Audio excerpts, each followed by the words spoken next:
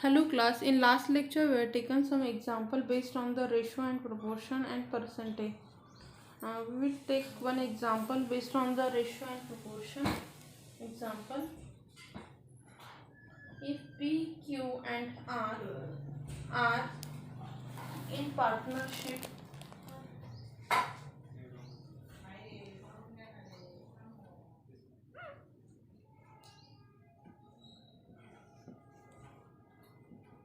with their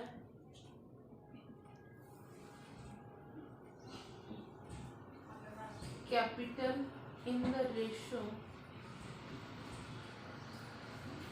2:4:1,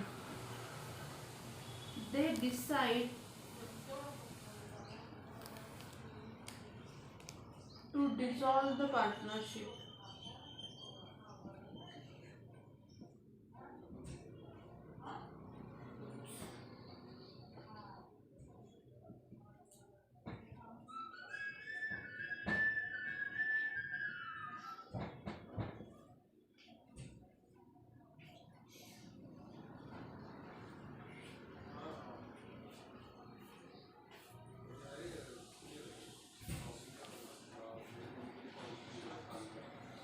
The assets of the company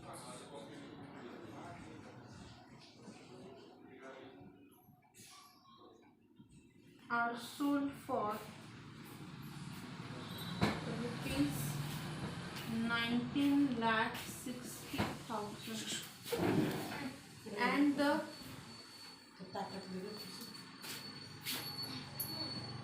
liability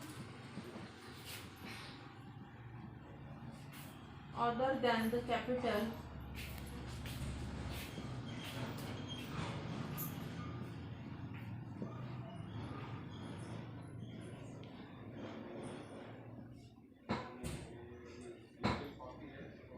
of rupees 8,35,000 are paid in full. They incur a realization expenses of rupees 50,000. What is the amount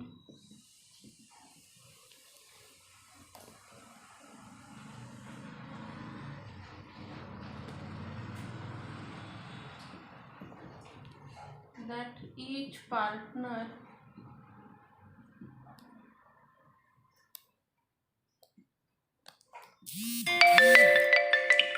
would get as the final settlement?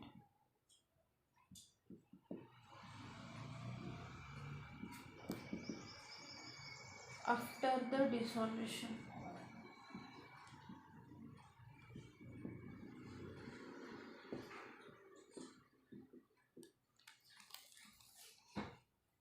Okay, what they gives us? Net amount of the realization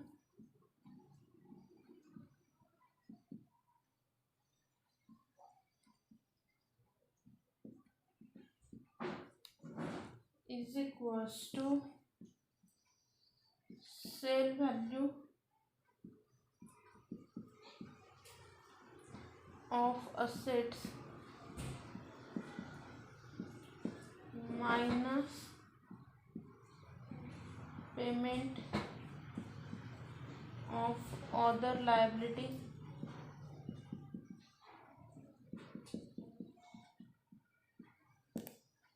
minus realization expenses.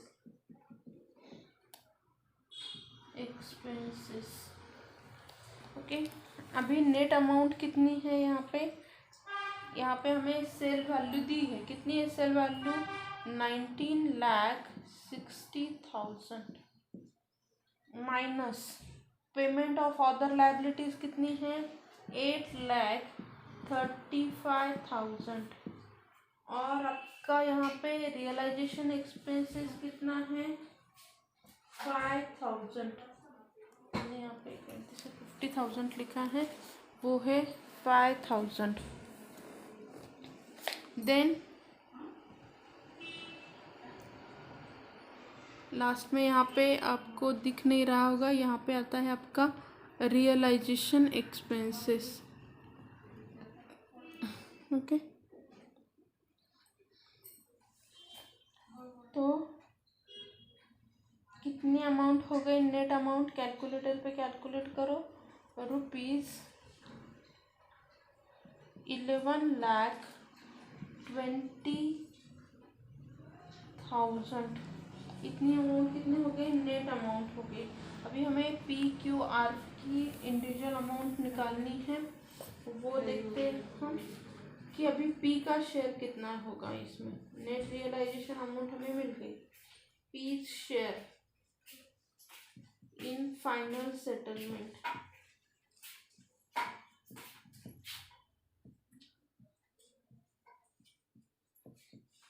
कितना है? देखो P का share कितना था? 2। Total share कितना है?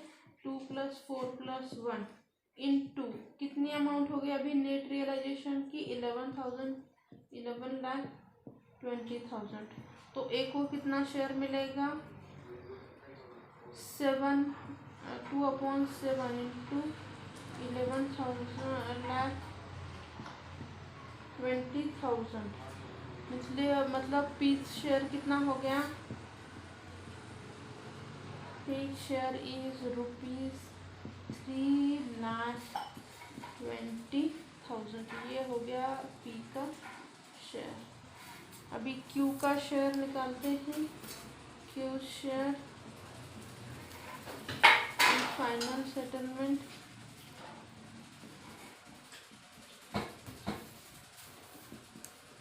कितना है उसका? 4 है ना, 4s2 दिया है, फिर से वो ही आएगा +1 × 11,20,000। आप डायरेक्टली इसे कैलकुलेट करोगे, इसका शेयर होगा 4/7 मतलब 6 लाख। यहाँ पे आप ये 7 भी किया तो भी चलेगा। 6,40,000 ये है क्यू शेयर।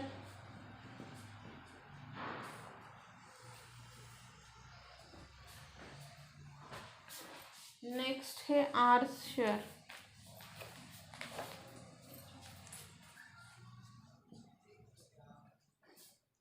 आर का शेयर कितना है? 1/7 × 11,20,000। आर का शेयर कितना आता है इसमें? 1,60,000।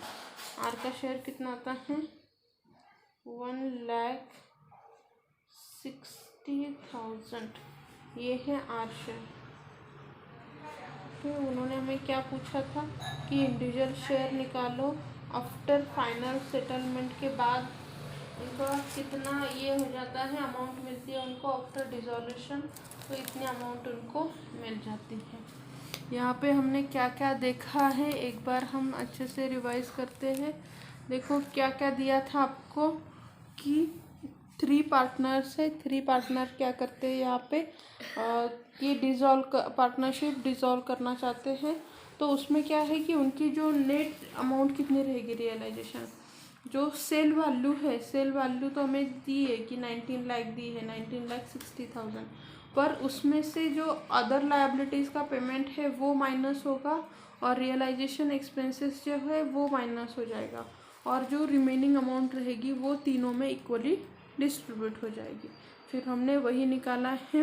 उन्होंने हमें रेशो दिया था, पार्टनरशिप का रेशो 2:4:1।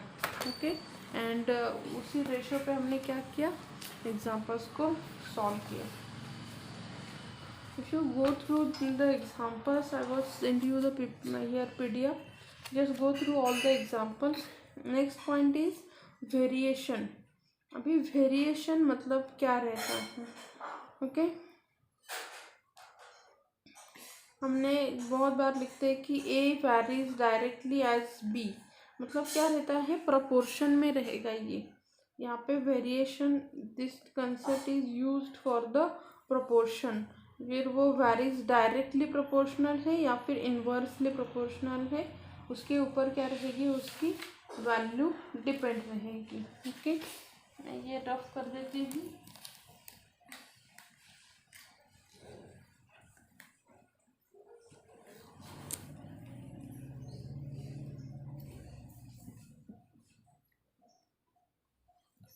यहाँ पे variation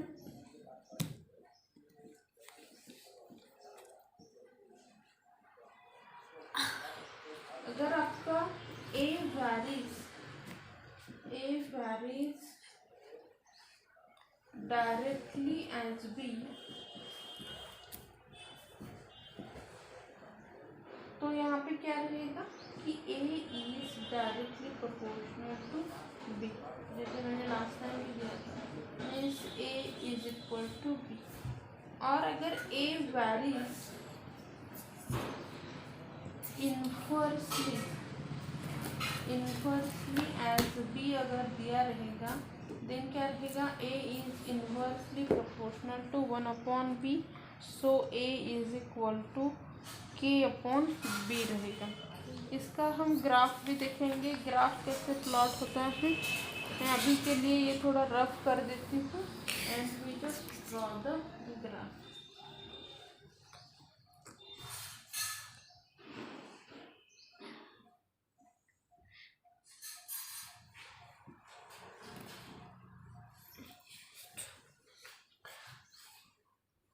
This is B, this is your A, this is B, this is your A.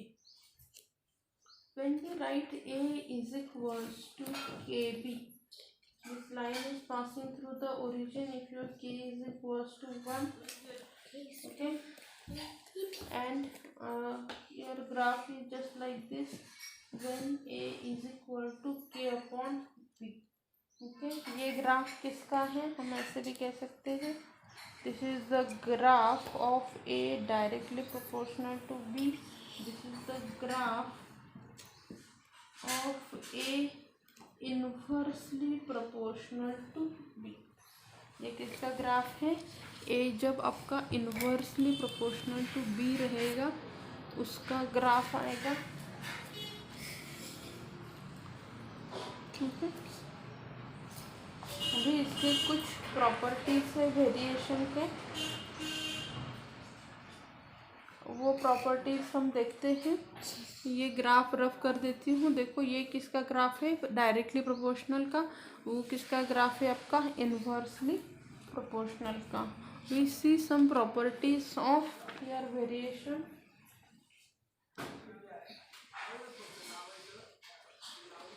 First property, if A, B, C, D are variables, ये क्या है, variables, then if A is directly proportional to B, A अगर B से directly proportional to B, A है तो B क्या हो जाएगा, directly proportional to B।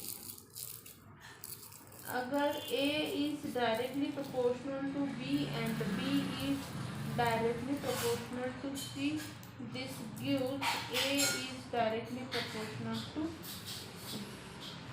Next property है, if A is directly proportional to B, this gives B is directly proportional to A/C and C is directly proportional to A/B। Okay, next है, A अगर directly proportional to C and B is directly proportional to C, then A plus B is directly proportional to C and A minus B also directly proportional to C and A into B directly proportional to C square। Next property है यहाँ पे, अगर A is directly proportional to B, then CA is also directly proportional to CB। अगर A is directly proportional to B है and C directly proportional to D है, then AC is directly proportional to BD and A upon C is directly proportional to B upon D. Okay, all these are the rules for variation. All these are the rules of variation. A अगर directly proportional to B है, B directly proportional to A रहेगा. A directly proportional to B, B directly proportional to C. This gives A directly proportional to C. Okay? Thank you.